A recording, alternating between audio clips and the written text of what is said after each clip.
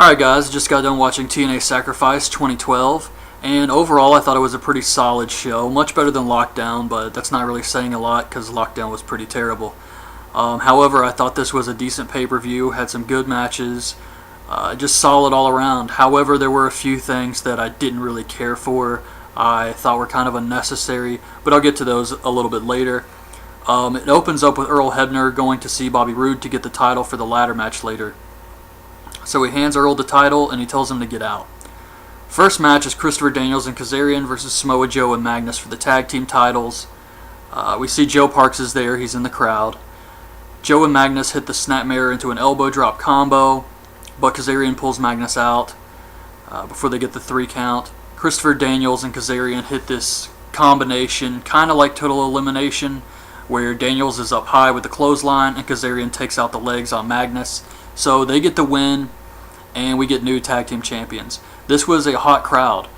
They were pretty good for every single match, and this opening match really they were into. So that was awesome for TNA tonight. Definitely no problems with the crowd. Then we get Brooke Tessmacher versus Gail Kim for the Knockouts title. I don't know what was going on. Taz and TNA were just being really perverted, I thought, on commentary here. But this was a pretty decent amount of time this match got. It went for a while. I really thought Brooke might win this. Unfortunately, Gail wins with a roll-up and she has her feet on the ropes, so Gail keeps the belt. Then Christopher Daniels and Kazarian cut a promo on AJ talking about how he's whistling Dixie. Dixie's the only reason he got where he is. They had to work hard, and because they won the tag belts, people can worship them now. I thought this was a great promo. Devon versus Rob Terry and Robbie E for the TV title. Kind of a nothing match. This isn't your typical handicap match where they have to tag in. Both guys are in the ring the entire time. Robbie E and Terry start to argue with each other. Devon pushes Terry into Robbie E and then rolls up Terry for the win. I figured this would happen, which is why I thought it was weird on Impact how Terry handed Robbie E the TV title. Typically, both guys would want the belt and you would have like a small feud over this. So that's what they went with tonight. They kind of started the teasing. They didn't do anything major. They just kind of argued, but after they lost, Robbie E thinks Terry's going to beat him up.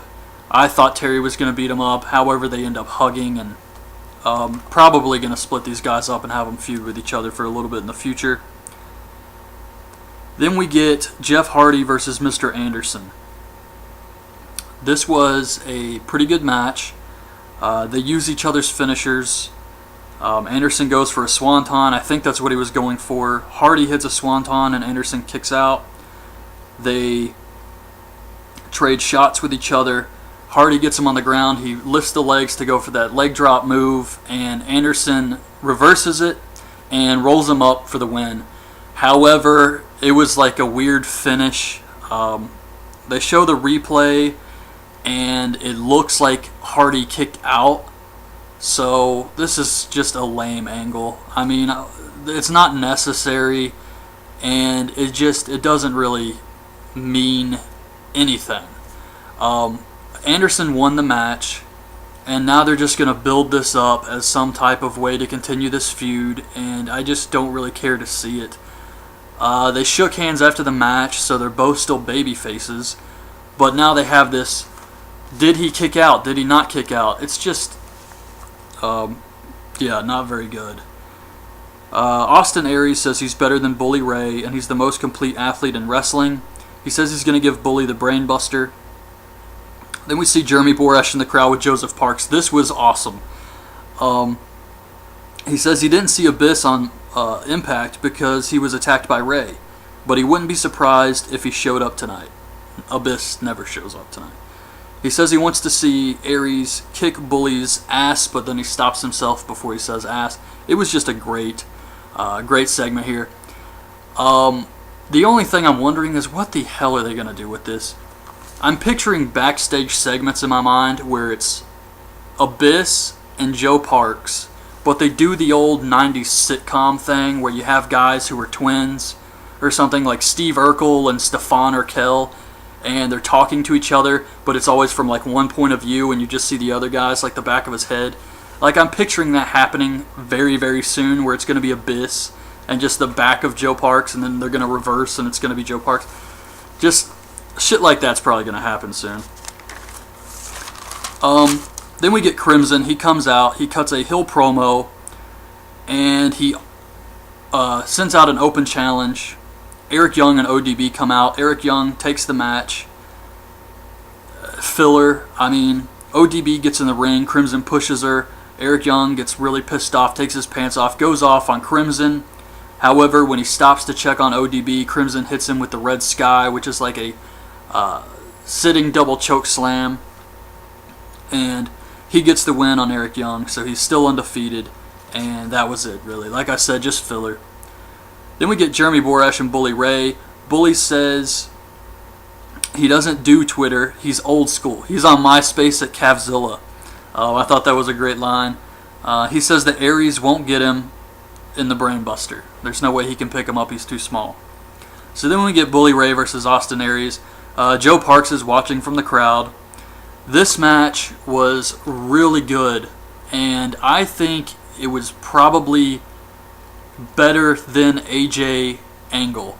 And I know a lot of people really think that's match of the night. However, I like this one for a few reasons. But before I analyze both, let me just read what happens. So, Bully kicks Aries off the top rope, which was a really dangerous bump. Because when you take the bump, you can't really see where you're falling. So Aries just kind of falls into the guardrail. He hurts his back. He's got these two huge purple welts on his back, you could see. They continue the match. It was kind of slow paced to start with. Bully hits a solo 3D, but Austin Aries kicks out. Bully goes outside to attack Joe Parks, but Aries hits a dive on him. And then Aries actually gets him up for the Brainbuster. However, Bully kicks out. Bully goes for a power bomb. I wasn't really sure what they were going for here, but I guess Austin Aries just kind of jumped out of the power bomb. And then he gets Bully in the last chancery, and Bully Ray taps out. Like I said, this was a good match. There was a lot of spots where Bully's just chopping his chest, and he's saying, come on, give me another shot. And they did a lot of stuff like that. This match made Austin Aries look really, really good. And I thought it was a great match. The psychology was just awesome in this one. So then we get AJ telling Borash that he's got to stay focused on Angle. Borash asks him about the pictures, of course, but he says he's not here to talk about pictures. Then we get AJ versus Kurt Angle. This was a good match. However, AJ hits the Styles Clash. Kurt Angle kicks out. Angle hits an Angle Slam. AJ kicks out. Kurt hits the moonsault spot where he misses. And then he hits AJ with the Styles Clash. AJ kicks out. You see where I'm going with this? Kazarian and Daniels come out. AJ hits Kazarian. He gets tripped by Christopher Daniels. Kurt doesn't see any of this. They roll him back in. Kurt hits another Angle Slam. AJ kicks out. He gets him in the ankle lock. AJ eventually taps out to this. And then Daniels and Kazarian beat up AJ after the match. Kurt Angle comes to help him. He throws Kazarian and Daniels out, and that was it. Now, my problem with this was the entire night. It was the same match. Guys just kept kicking out of finishers. I think it even happened in the Knockouts match, because I think Brooke hit Gail Kim with Eat Defeat, which is Gail's finisher, but she beat her with that on Impact, I believe. But even if that's not the case, you still had the same thing with Bully versus Aries, and you had the same thing with Hardy versus Anderson. Anderson and Hardy were using each other's finishers in that match, and then they did the same thing in AJ versus Kurt, and they did the same thing in Bully versus Aries, where they kick out of finishers repeatedly, and it's just way too much. The only reason it stands out in my mind is because Kurt Angle had the same exact match with Jeff Hardy at Lockdown, where they hit each other's finishers, or they kick out of finishers repeatedly. I think Kurt took 3 Swanton bombs, and it's just too much. I mean, yeah, the matches are good, but when it happens all the time on the show, it doesn't mean as much anymore. And by the time we got to AJ Styles versus Kurt Angle, it's like, come on, man. So yeah, that was my major problem with the show. I thought it was a solid pay-per-view. However, what is with the same finish? Just hit your finisher, at least in one match. But yeah, I mean, Bully kicking out of the Brain Buster and all that stuff. So, and then I was thinking about this Daniels-Kazarian thing, and someone left a comment on one of my videos talking about this, and they brought up a really good point. A lot of us expected AJ to turn heel tonight because Angle is completely babyface now. However, he didn't. And this really needs to happen, because why is AJ going to feud with Daniels and Kazarian? How are Daniels and Kazarian going to be the heels in this situation? All they did was expose the truth. AJ's the guy who did something wrong. So yes, Daniels and Kazarian are cocky, which is very heelish behavior. However, as far as exposing the truth of what AJ did, they're not the bad guys. But then we get a Bobby Roode promo on how he's going to win tonight and go on to be the longest reigning champ in TNA history. We get the world title match, RVD versus Roode in a ladder match. I thought this was a pretty good match. There were some botches, however. One thing, Roode is sitting in the corner, and he's got the ladder in front of him. RVD goes and he gets a chair. He brings it in the ring, he starts running in a circle, and then he drop kicks the chair into the ladder, into Roode's face. Why did he need the chair? The chair added nothing. He could have easily got the same effect just drop kicking the ladder. RVD's elbow actually gets busted up pretty good in this match too. It starts to kind of swell up a bit. The announcers called it, and it's just bleeding. They took a lot of crazy spots here. Overall, I thought it was good. I do like gimmick matches when they're not, overused all the time.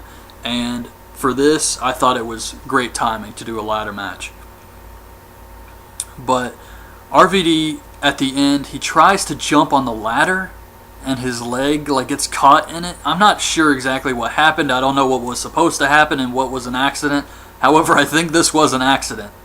So right after that, they climb up another ladder, and RVD climbs up it. He gets kicked off. His head hits the back of his head hits a steel chair on the ground, which came off perfectly.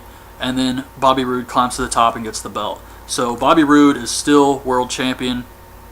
But I thought it was a pretty good match despite the botches. It was just a few things, mostly on RVD's part. The timing, the communication may have not been there. There was a spot where he got dropped off the ladder and he was supposed to knock it over, but he was completely fine. And then he had to sell an injury and act like he didn't know where he was going and bump into the ladder. So just a couple things like that, but for the most part it was decent. It was, like I said, solid pay-per-view. It's just, I don't understand. And I know a lot of people are going to say, oh my gosh, this show is awesome, but I mean, when 3 matches have the same thing, guys kicking out of finishers repeatedly, it's too much, and I just found that to be disappointing. Maybe a little bit more thought next time instead of just constantly going for the near falls. But that's it, really. Overall, I gotta say it was a decent show, not a bad pay-per-view, just a few things here and there, but hope you guys liked the review. I'm still waiting on Border Wars for Ring of Honor to do that review. I'm waiting on the replay, still no replay, so as soon as I can watch it, I'll have that review up. I really wish I could go ahead and do it, but yeah, it's still taking a while. So that's it, guys. I'll be back tomorrow with Monday Night Raw, and hopefully if the replay is up tonight, I'll be back tonight with Border Wars. So that's it, guys. Thanks for watching. Bye.